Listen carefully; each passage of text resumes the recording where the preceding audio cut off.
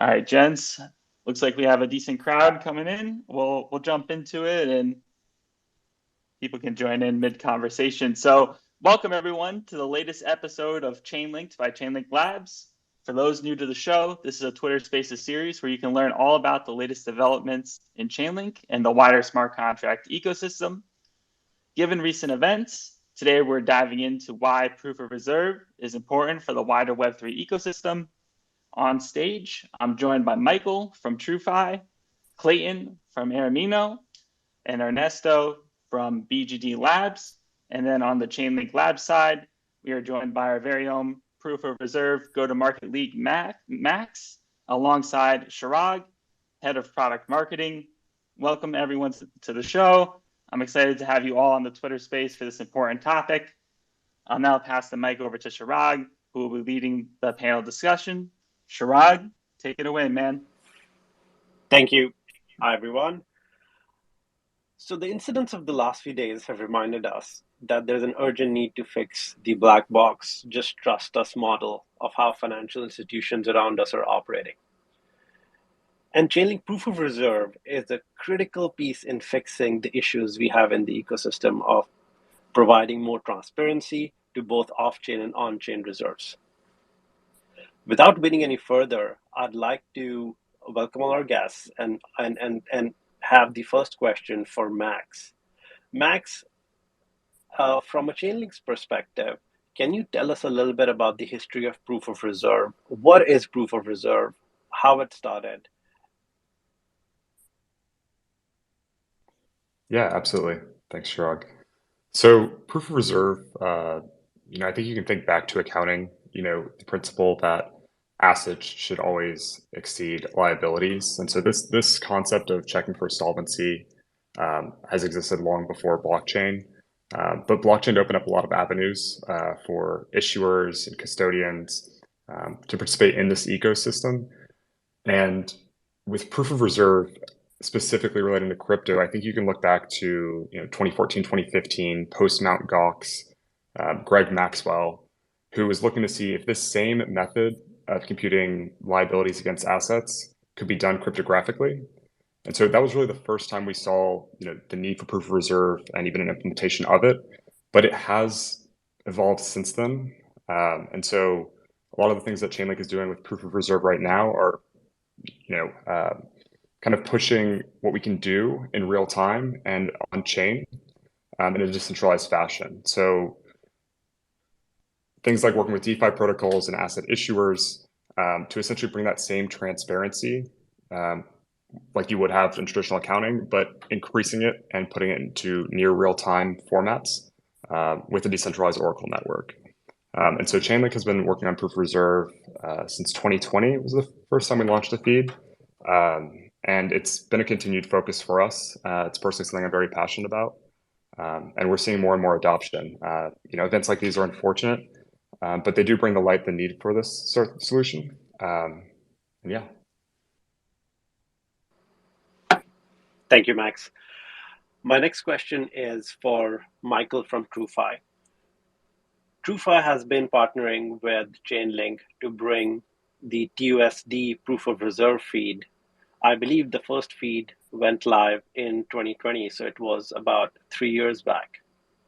Could you give us a little bit of context on what is TrueFi, Archblock, and tell us a little bit about the motivations for bringing and using proof of reserve for TUSD? Yeah, sure, happy to. The sort of TUSD journey started back in 2017, 2018. The company then named Trust Token, now named Archblock, was looking at the market for DeFi and sort of tokenized assets and sort of real world lending. And, we had this thesis that the undergirding technology necessary to make, real world lending happen or real world assets on chain was going to require some really, really strong, transparent, and trusted stablecoin assets. That's sort of what the, primary movements of money relied on, the US dollar still. That being said, we started TUSD as one of the second ever stablecoins to go to the market right after Tether. And the commitment from day one was trust, transparency, accountability. In those early days, we were doing about sort of monthly attestations, working with our partners at Armanino. Loved that relationship since then, and we've escalated it since. The second stage of sort of transparency for us was doing live attestations. And so in working with Armanino and then Chainlink pretty early on, that first version of proof of reserve or sort of a proof of reserve-like function basically saw on-chain attestations being published every 30 seconds. It was then, and continues to be today, one of the most transparent reportings of assets held in reserve for any stablecoin. Now we're really excited to be partnered with you guys even deeper. And the sort of escalated proof of reserve design actually prevents any new TUSD from being minted unless the on-chain attestations prove out that the money has hit the actual escrow bank accounts. So if you want to talk about the journey that we've taken since then, the entire motive has always been trust and transparency to create the best possible, most stable, most trustworthy reserve asset in DeFi in form of this stablecoin with very, very much live and on-chain attestations. And because we believe this is a necessity for building the future of DeFi. You really can't build DeFi and take on this sort of multi-trillion-dollar TradFi market, which is sort of, I think, why many of us are here in the first place, unless you have underlying assets you can depend on. And so that's what TUC has always tried to be. And in terms of the relationship between Archblock and TrueFi, TrueFi is an independent infrastructure for global lending. It is run by a DAO and really spun out and independent. And Archblock, which again is formerly Trust Token, really handles a lot of the institutional as well as the more sort of legal and compliance matters for some of the products like TrueFi and like TUSD. So you can think of Archblock as sort of the centralized anchor in the real world for us to do a lot of the things requiring, touching real world rails. And TrueFi is the lending infrastructure that sort of runs independently and is sort of DAO managed. So for today, I'm pretty much representing Archblock and all the work that we're doing there on our stablecoins and institutional services. Thank you, Michael. Lots to unpack there. I think you hit on a lot of critical points that I'd love to talk about a little bit more for our audience and explain it for them. Starting with, you mentioned your partnership with Armanino and attestations there. My next question is for Armanino, Clayton from Armanino. Clayton, could you tell our audience a little bit about what is Armanino, what is the role you play, and then a little bit more about your Trust Explorer product that has been on the market for a while? Yeah, sure. I'm Clayton Lowery. I'm a senior product manager at Armanino. We are a top 20 US-based accounting and consulting firm, and one of the oldest working in the crypto space. We got involved back in 2014, so we've seen quite the up and down in this industry. And at the time, we were just working on a couple clients back then, and then we formally launched a dedicated business practice to this in 2018. And around that time, we worked with our partners that we love so much over at TrueUSD to bring more transparency to the stablecoin system. It was really just Tether back then, and a lot of these new ones were coming out. And so we started doing real-time transparency dashboards over their stablecoins, showing the public reserves that each of the tokens was backed by dollars in a trust account. And we continue to innovate on top of that, layering on the audit reports and doing those in real time and automating those every 30 seconds. And then ended up partnering with all of you at Chainlink too to get that on chain and now for use in the minting function of the smart contracts. Trust Explorer really was born out of our mission, which when we founded was to increase trust and transparency in this ecosystem. That's always what we've been focused on, are these gaps that are all around, like the one we've seen this week. And so unfortunately it took a few years, but now I think everyone's kind of awake to how important this really is. And so, even though it's a rough time right now, I'm excited that I think we're gonna finally make some big changes in this industry. Awesome, thank you for that. And Clayton, while I have you, could you also tell our audience a little bit about what does attestation mean and explain that for us? Yeah, sure. Attest is a form of assurance, and it follows AICPA standards, which is the governing body that governs all U.S. based accounting firms. It is a lower like a lower grade of assurance versus the term audit. And in crypto, everyone likes to use the word audit kind of everywhere, probably born out of we call smart contract audits. But in the accounting terminology, it has a very specific meaning, and an audit is a higher level of assurance. There's usually history and standards wrapped around that, and typically it takes on the form of doing a full financial statement audit of a company where a firm puts their name behind it and issues an opinion. And attest is still, like I said, a form of assurance, but it comes to findings and results on like a specified procedures. So it's a little more, you can customize it some more, and it's sort of a lower standard. There's less work that has to be done on the back end that no one really sees in the end product, really around like controls and IT and stuff. But it is still a form of assurance, and is still pretty powerful, even though we see a lot of disputes about all of that in the industry on the different terminology. Got it. Thank you, Clayton. I'll come back to you on some follow-ups there. Moving to Ernesto from BGD. Ernesto, your team has been working with Aave as well as Chainlink Proof of Reserve to bring some new innovations there. Could you tell us a little bit about your role there? What is BGD? And explain to us a little bit more about how you're leveraging Chainlink Proof of Reserve. Yeah, sure, Chad. So yeah, like BGD comes from Board Goes Developing, and we are mainly an initiative formed by Aave core developers that they were part of the Aave Genesis team that created the Aave protocol and all its versions. And right now, like we are engaged directly with the Aave DAO in a decentralized way, like to basically do core development, security analysis of everything around the protocol, helping integrators, and well, basically everything related with technical aspects around Aave. Yeah, about like how is our relation with the proof of reserve project? Well, at some point, like we realized that well, we are in contact with the Chainlink team since a long time ago, trying to understand how like proof of reserve could be applied around the Aave protocol.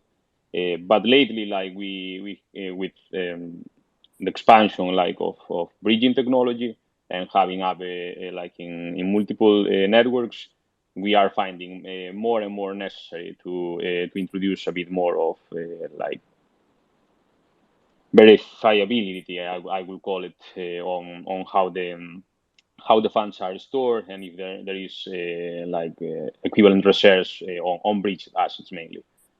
So yeah, like right now we are working in a solution to give a bit more assurance in terms of reserves for breached assets on the Aave protocol. Got it. Thank you, Ernesto. So many of the folks here touched upon talking about how proof of reserve capability not just provides transparency, it provides it in an automated fashion. What Michael mentioned was every 30 seconds, the information is available on the reserves. My next question is for Max. Max, can you take us a little bit deeper into how all of this is possible? Talking about the automated capabilities of Chainlink Proof of Reserve. Yeah, absolutely.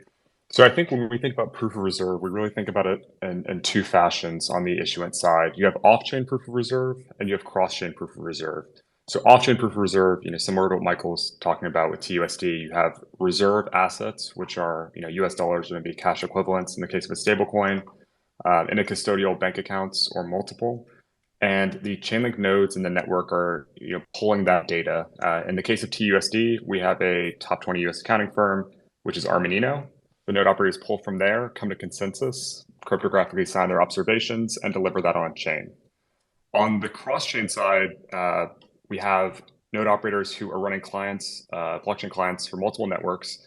And what they do is, if it's a multi-sig bridge EOA, for example, they'll look at the balance of that bridge against what the synthetic derivative is on the destination chain. So if you think about something like WBTC for BitGo, they have amount of Bitcoin locked up on the Bitcoin blockchain, and they've created a derivative asset called WBTC on Ethereum.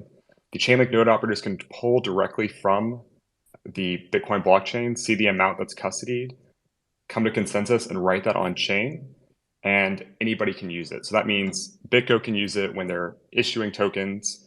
They can include this as a secure mint in their minting function to reference that they can only increase the supply against what this independent set of validators say they have.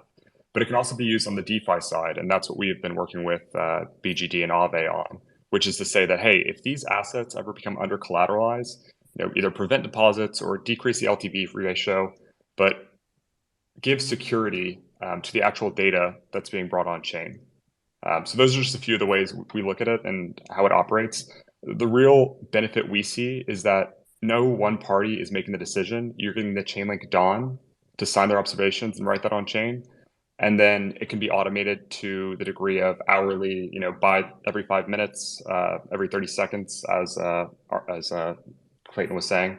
And so we think this is a superior format to putting any type of reserve data on chain. And we see the security as being one of the strong components of the value it provides to DeFi. Perfect. Thank you, Max, for that explanation.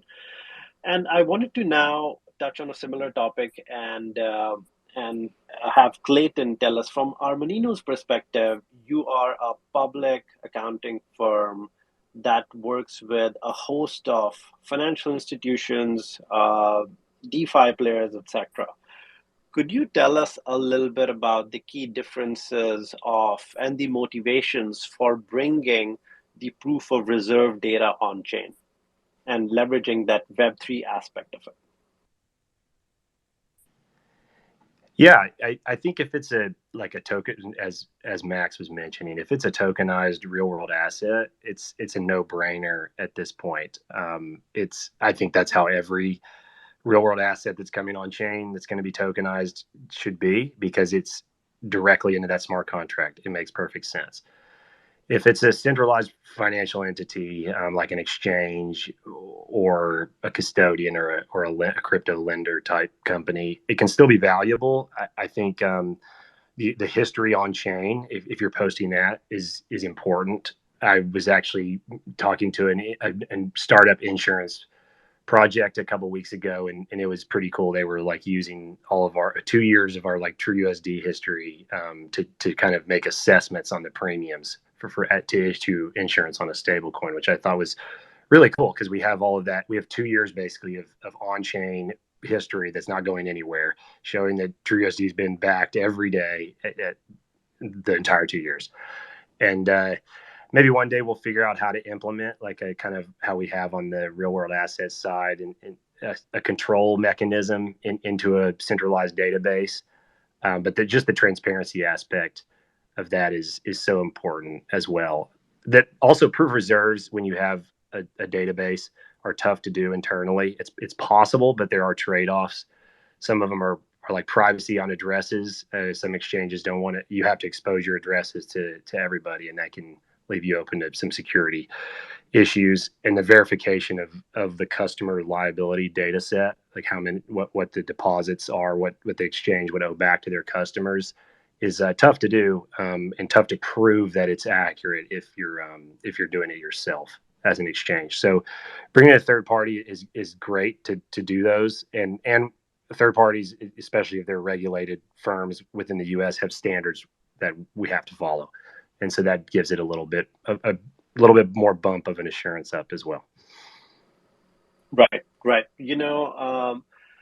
The way I think about it is, this is undifferentiated heavy lifting. Like, why would every institution or exchange build this capability themselves when they can leverage the partners and the technology that's available out there to do this in a very, very efficient and great way.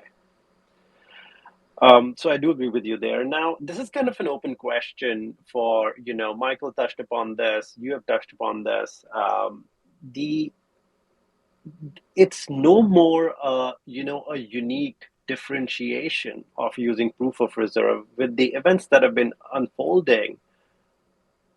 My belief is that, proof of reserve should have been implemented yesterday with every asset issuer out there. So it's no more something that folks can say, hey, this is a unique capability of how I want to differentiate my product. This is something that should become a standard. What are your all's thoughts there? What are you seeing in the market around this? So, Michael, Clayton, I'd love to start from you. Mm-hmm. Yeah, sure, let's do that. So, it was a funny time. I work sort of the head of marketing at Archblock, and my first mandate was to try to grow the pie for TUSD. And, doing a sort of assessment of the market, when I first came in, it's a funny thought, but when you compare stablecoins against each other, differentiation is a hard angle to find, right? In principle, the primary thing you're looking at is on-ramps and then liquidity. Using proof of reserve was a real big differentiator for us because there was many institutions, especially on the more TradFi side, as well as larger funds that really came to TUSD because they felt that they could trust it above all else, because they trusted the attestations, because they trusted that it would be a core building block of really trustworthy protocols. So when I think of what is the differentiation and I think of sort of two, maybe even three things. There's a degree first of trustworthiness in the asset, such that a institution or individual that might otherwise be a little skittish about playing in the world of crypto can feel a lot more safe and a lot more grounded that the assets that they're holding are beyond reproach. So, to me, that is an opportunity for on-ramping users and liquidity that otherwise would be untapped by the market. Not to besmirch any of our competitors on the stablecoin side, but it's not every coin that has that kind of security there. The second thing that I find really important is because the stablecoin proof of reserve reports everything on chain, it makes the coin itself a little bit more composable.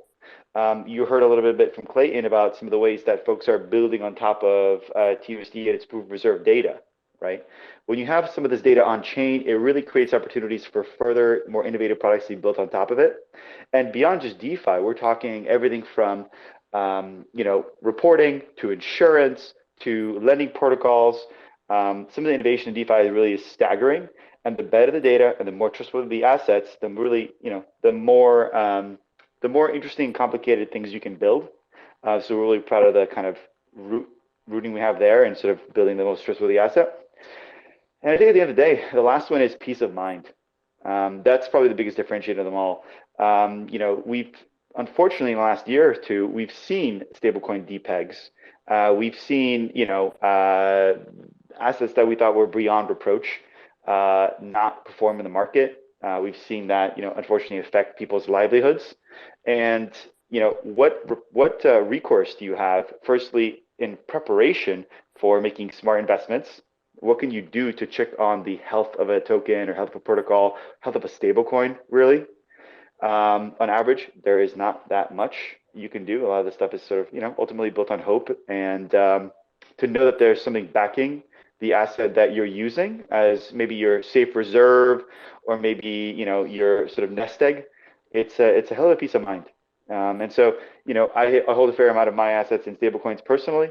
And I feel comfortable to do that because there is a level of trust that is beyond reproach when you know that these are backed well, they're run by really professional institutions, they report their holdings. So those three things I think are major differentiators. And, frankly, we wouldn't be able to offer that to our customers without it, proof of reserve here. One thing I'll add to that, I think over the next six to 9 months, it's going to be a regulatory trend on this, and it's going to start becoming required in different jurisdictions to do this regularly at minimum on a manual basis at some interval, like quarterly. So then I think the differentiator will shift to like what we have all built here, like automating it, bringing it more in real time, and then bringing it on chain for use in applications or their own smart contracts. So it'll probably be a while till that kind of stuff is required regulatory, I think, but I think that's going to be where the differentiation shifts to. And when you think about how some of these regulations are created, I think it is two things. Firstly, it is reactive, and we are in a point right now where the reaction I expect will be pretty strong. And the second thing is it is informed by the industry leaders, right? And so TrueFi and TrueFi are going to both try as much as possible to be sort of on the cutting edge of doing things the right way, whether it's decentralizing the protocol on the lending side or providing attestations well above and beyond the industry norm and on chain. The thing that we expect is, a regulator, hopefully educated by, incredible crypto lobbyists and what have you, looks to the market, realizes that they need to protect consumers. They look to the people who are industry leaders in the transparency and trust of the assets on the blockchain, and they go typically to the sort of industry leader in that space and norm that as the baseline. So, the way we've always thought about it is, if we know that's coming around the corner, if we know, permissionless lending might move slowly more towards permission lending, if we know transparency might go from a nice to have to a need to have in order to exist and serve the US market, for example, then how can we be on the forefront of that? How can we be the reference point for regulators and reference point for consumers who are wanting to have something that's really trustworthy, such that when, any regulatory wave hits or any scrutiny hits the market, we're in such a position as we can actually help probably even inform the way the regulation precipitates versus have to react to it, right? So I think I agree with you. This is stuff that should have been done, years ago, frankly. But better late than never. And we're just really proud and very lucky to be working with you guys on, what I think is hopefully going to become an industry standard. Yeah, thank you both, Michael and Clayton, on your thoughts there. You hit on a lot of key points around, peace of mind. Like it does come back to that peace of mind where the technology is available. The Web3 primitives are there that allow you to have that transparency that provides that peace of mind.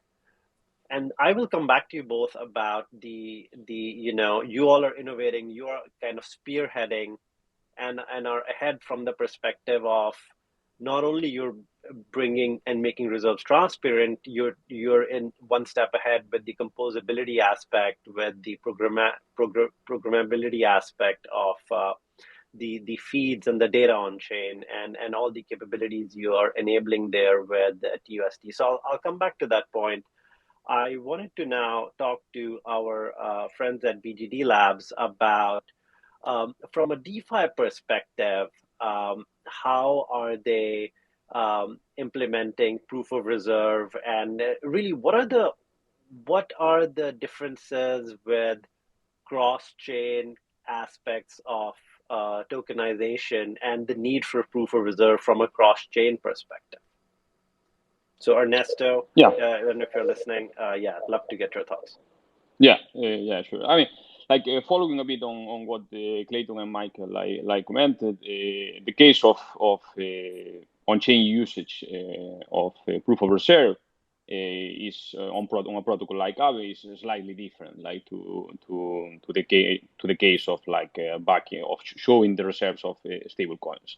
So of course it's quite useful for even protocols like Aave, and we are also planning to introduce these checks on stable coins themselves. But this becomes incredibly important when we are talking about cross-chain. To give a bit more of context, Aave is deploying in multiple networks, even if it started on Ethereum. And what happens usually in the big majority of these networks is that the issuance of the assets of the tokens doesn't happen directly on the network, But what happens is that users, generally from Ethereum or like lately also from the Bitcoin networks, they deposit their assets, they lock their assets on this origin chain, so Ethereum or Bitcoin, and then like there is a mechanism that actually issues the equivalent amount of assets on the recipient chain. So like during this process, obviously there is like some procedures that they are submitted like to more or less security. And for us, at the end, for the Aave protocol, yeah, the Aave protocol understands like that the balance of assets is always correct. It enforces that the relation between all the participants on the liquidity pool is also correct, but it's not so simple like to on-chain understand how is right now the backing of those assets in the origin chain. So then is where like proof of reserve becomes like really useful for us, like because we can really understand that if, let's say, for example, like if it was breached like to from Ethereum to Avalanche, we can really understand from the protocol in Avalanche using proof of reserve if there is at any moment enough ETH locked on the Ethereum side, which will mean basically that the protocol can assume that the value of the ETH in Avalanche is exactly the same as the value of the ETH on Ethereum. So yeah, basically this is quite game changing. Also because the security of breaches, as we all know during this last year or so, is still, let's say, not as solid as procedures as there can be like issuance of stable coins from reserves in the bank. So like for protocols like Aave that we want to be always like with top security, we think that is like a quite high priority to even give more assurances to the users. Fantastic. And I wanted to let our audience know that Emilio also has joined us. Welcome, Emilio. Hey guys. Amazing discussion. I just wanted to add to what Ernesto pretty much covered everything. Like for me, it's important to highlight then that this work with Chainlink about this particular technology started quite a while ago. We started the discussion that we added also many features to Aave V3, the latest iteration of the protocol, in perspective of integrating this technology in the future. There are many features that will facilitate the integration. I can think of the supply caps. I can think of the capability of granularly segregate the borrowing power from the liquidation margin so that we can essentially automatically drop the borrowing power of an asset to zero without actually impacting or liquidating existing users.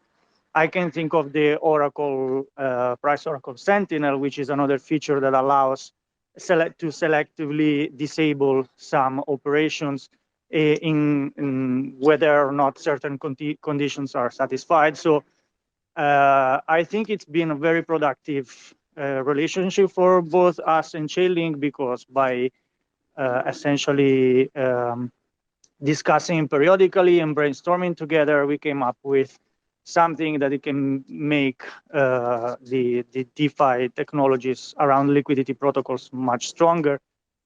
And especially when we factor in multi-chain bridges, like assets with centralized control, as you guys mentioned before, TUSD or Rapid BTC, for example, that if something goes wrong on the security side, in that case, like the protocol, essentially the whole liquidity within the protocol is at risk. But the same concept applies to bridges, where if a bridge gets hacked, and unfortunately we have seen many occurrences of this in the past, especially in certain situations, not only the network is at risk, but also the apps and the protocols running on top of that can essentially face insolvency.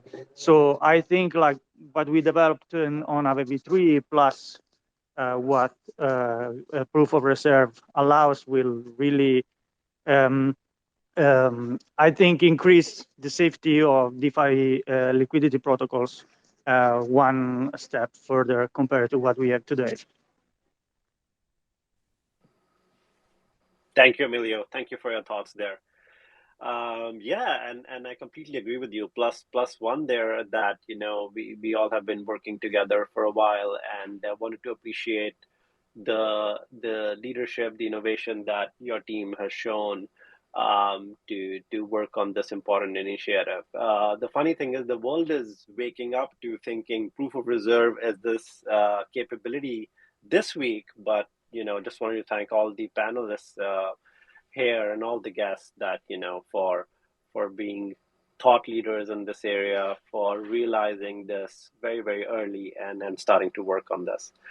I do have a few more questions related to the composability, the amazing work that can happen with now the data, the feed being available on chain in terms of programmability, circuit breakers, etc. But before I go there, I do want to bring the question back to Max on and would welcome other folks' thoughts too. So we spoke about proof of reserves use cases being cross-chain bridges, with having stable coins, with the peace of mind there, for any digital tokens.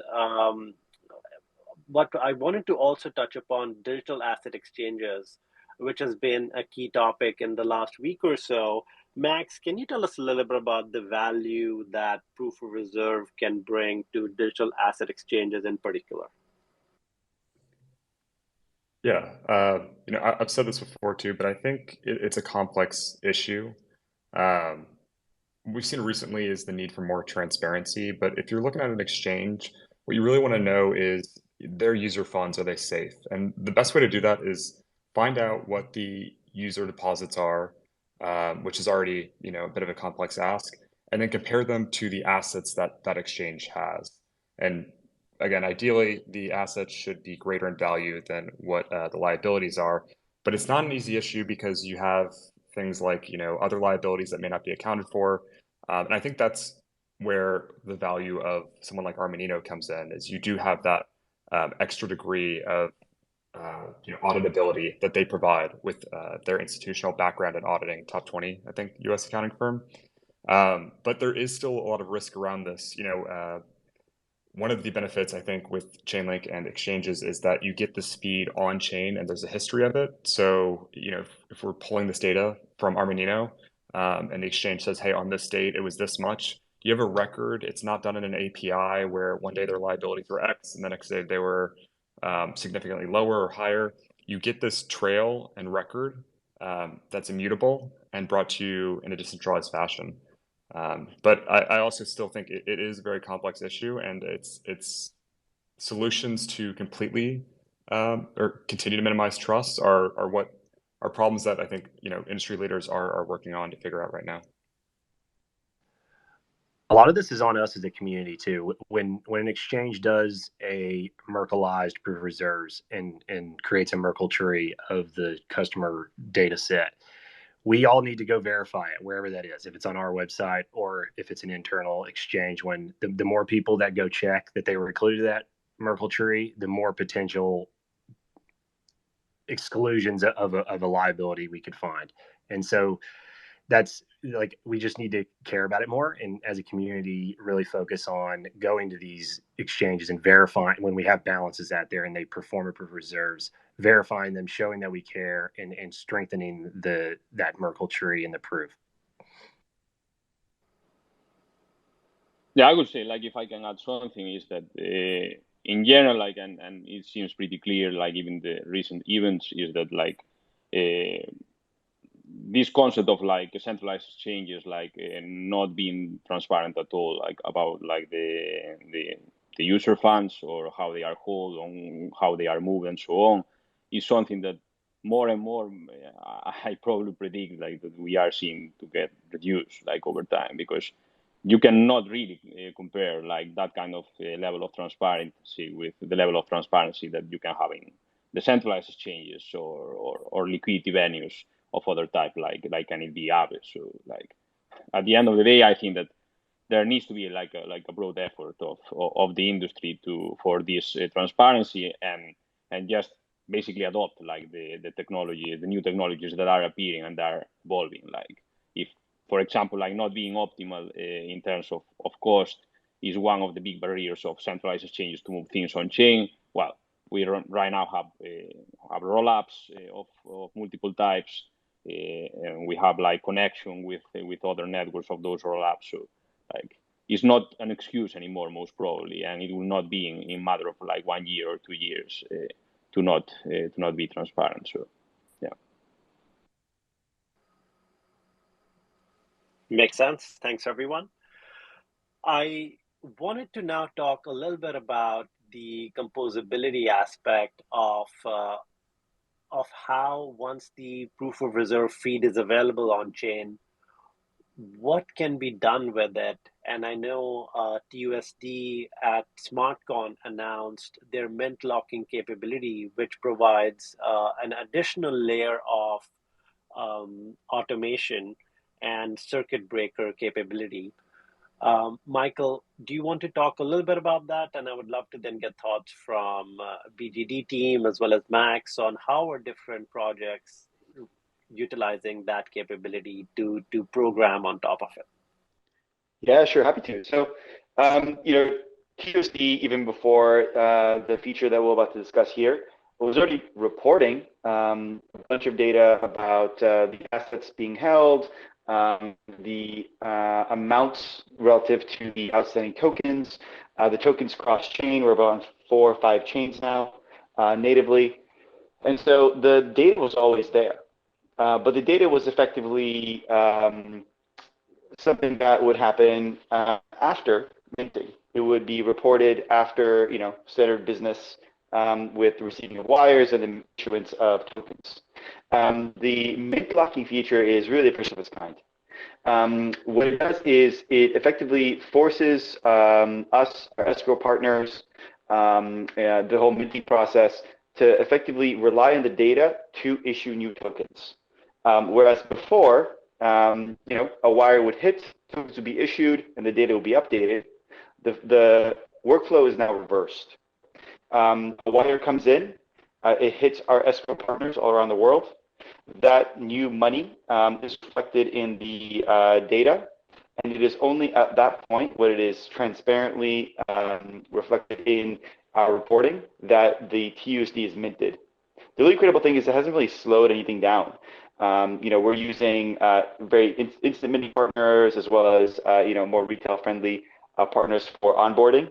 And despite the thought that this might slow the course of doing business, it's only made us more transparent without degrading customer experience at all. So there's no other stablecoin that I know of that puts itself at such high scrutiny and that effectively has hard-coded transparency in the asset issuance itself.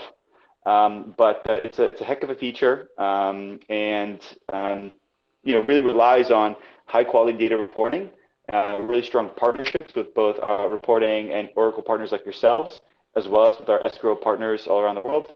It was a long labor of love to get this thing up, but I would say it's probably now the new industry standard. No TUSD gets minted without the underlying reserves being received and fully attested before the tokens are issued. First thing of its kind.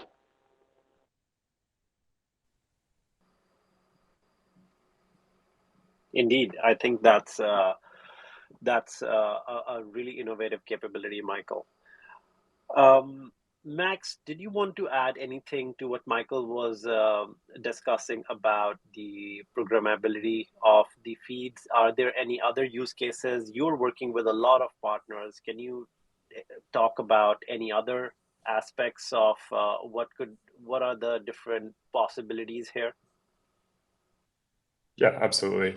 And I think to zoom out a little bit too, I keep hearing this phrase going around like, oh, Web3 is going through, and then some comparison to, a failure in traditional finance. But I think it's important to realize a lot of the value proposition for people entering this space was to avoid those failures from traditional finance.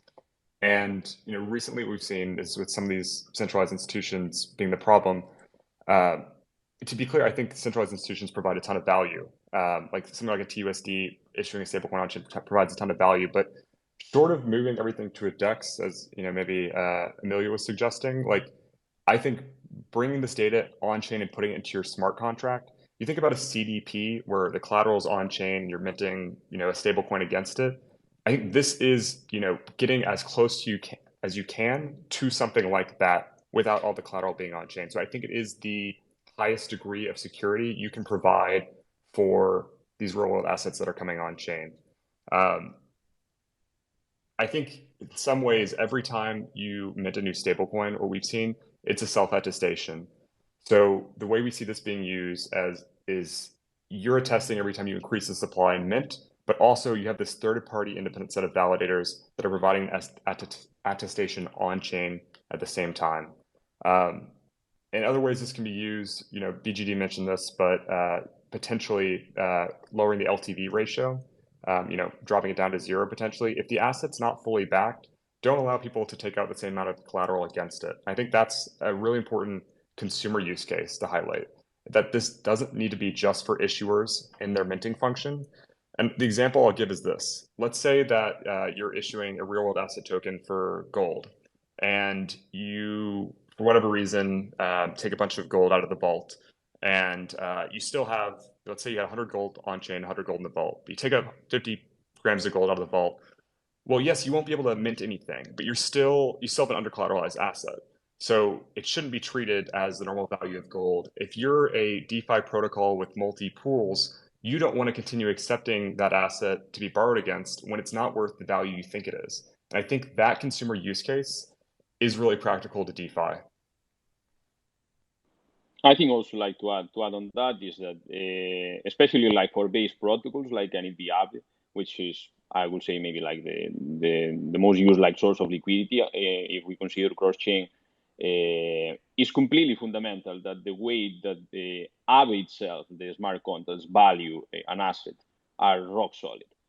Because like apart from the usage of that value within Aave, like there is a lot of applications built on top of Aave or connected with Aave somehow that rely on that value, that rely that value is correct. So precisely what it says, Max, is the key. Like you can know, like for example, in our case, using Chainlink prices, how is the value of an asset, the value of, let's say, if. But if it's a breach asset, like maybe the value that the market is dictating like instantaneously right now is not really the value, because maybe there was like an exploit on the backing of that ETH in the Ethereum chain. So that is actually indeed like really important composability aspect. It's like the trust of decentralized protocols into other decentralized protocols like Aave.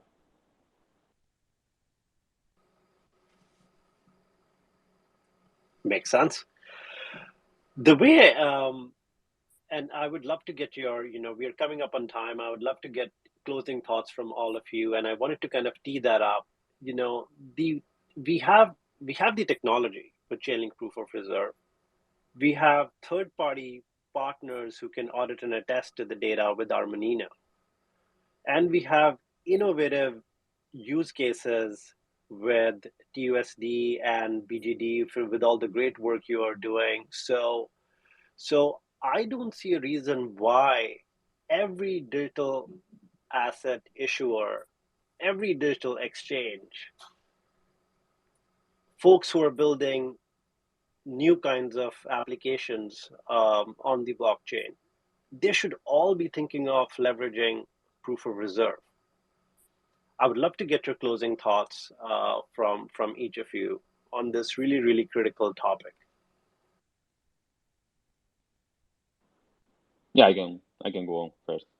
Yeah, I mean, it seems quite clear, right? That if there is like some feature, like some product like proof of reserve that adds like more security to any type of protocol system, stablecoin, whatever, like is net positive. I mean, at the end of the day, like this, the main obstacle, if we can call it that way, is that this is quite edge technology, like because at the same time that blockchain technology, like and decentralized protocols and stablecoin issuance is evolving. We are trying to, or at least like the majority of the actors, like we are trying to do it in a safe way. So it just takes time, like to implement and to integrate this kind of products like proof of reserve. But I mean, for me, it's quite obvious that like in the future, in the real near future, all protocols like they will need this kind of integrations because there will be some kind of a standard, especially like I think as Michael mentioned, because like leaders of the space like Aave, like we have the responsibility to kind of assume and trying to integrate everything that gives more solid ground to the users of the protocol. So everybody else like will probably just follow the lead.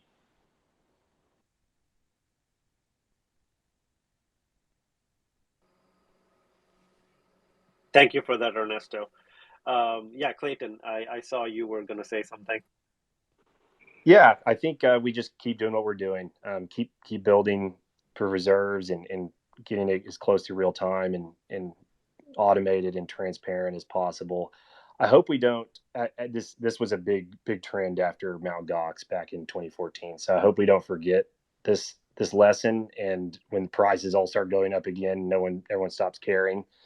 I hope as a community we continue to put pressure on issuers and exchanges to do this kind of stuff, and we vote essentially with our funds. And if someone stops doing it or refuses to do it, we take our assets elsewhere, or we go to a stable coin that's doing on-chain POR instead of one that's not doing anything off-chain or on-chain.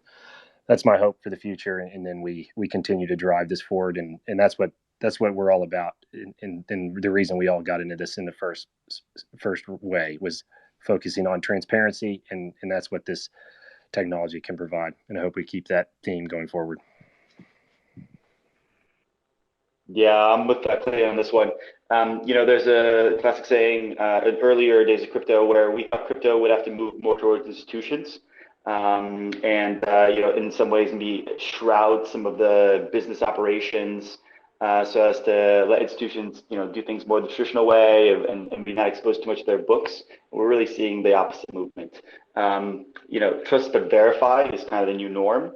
And it seems to me like institutions, exchanges, anyone centralized is going to be held to the same standard as, decentralized protocols of needing to report their fund holdings, of needing to show the assets held in reserve. That is a good thing for our industry. I think it'll make us a lot healthier, both from a retail perspective and user perspective, but also from a regulatory perspective. I think we're now in sort of a real soul-searching moment now of how we're going to build the future of DeFi. And it's a good kick in the butt, because I think it'll raise the stakes on what quality of products we're able to offer from stablecoins, indexes, decentralized exchanges. Proof of reserve to me feels like one of these core pieces of infrastructure that makes our industry as a whole more trustworthy, that opens it up to more users, both institutions and retail. I think it charts a path forward. We've said this earlier, but we're so focused on sort of being industry leaders in terms of transparency and trust, and relying on partners like yourselves to make that happen. I think this is just the beginning of that trend, and I do think regulators and users will be crying out for this level of transparency across more assets, across more exchanges. It's a hell of a thing to be able to be sort of on the front edge of this, the sort of very bleeding edge of what I think will eventually be something that is sort of the norm. So definitely much agree with you both on the need for transparency, and soon I think will become the standard. Just to build on that, I think you go to some of these conferences and you see these panels, and it's what is the next feature that will bring on the next 100 million users to blockchain and DeFi? But what feature I think is probably most important is fundamental security. People not losing money from these systems is really what's going to bring on and allow for the growth of the next 10, 100 million users in this space. So I think like Clayton was saying, if this is important to you, participate in it. If you have a exchange that's doing proof of reserve, verify your hash against the Merkle root. Use protocols and stablecoins which insist on this level of transparency, and yeah, be vocal about it. So. Well, thank you, everyone. This brings us to the end of this conversation, and I know many of you will be going back and reflecting and thinking about this really, really important topic. So I wanted to appreciate all our speakers and the opportunity to share these thoughts with the audience today.